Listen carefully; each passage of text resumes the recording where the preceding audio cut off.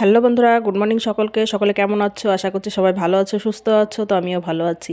তো সকলকে good morning. সকলের আজকের দিনটা খুব ভালো কাটুক।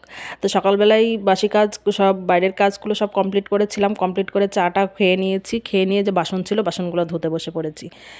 তো অনেক দিন ব্লগ ভিডিও অনেক কদিনই দেওয়া হয়নি, কারণ ব্লগ ভিডিও করলে তোমরা দেখছো না, ভালোবাসছো না, ওই জন্য ব্লগ ভিডিও দিতে ইচ্ছা করছে না।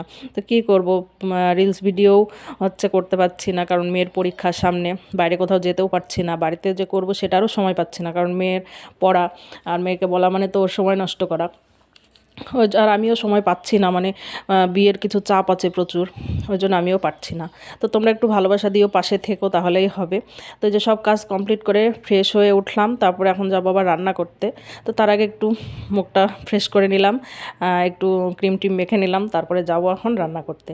তা তোমরা সকলে কি করছো, কেমন আছো, কিভাবে শুরু করলে আজকের দিনটা, একটু কমেন্টে জানিও। আর সকলে ভালো থেকো, সুস্থ থেকো, এটুকুই চাই।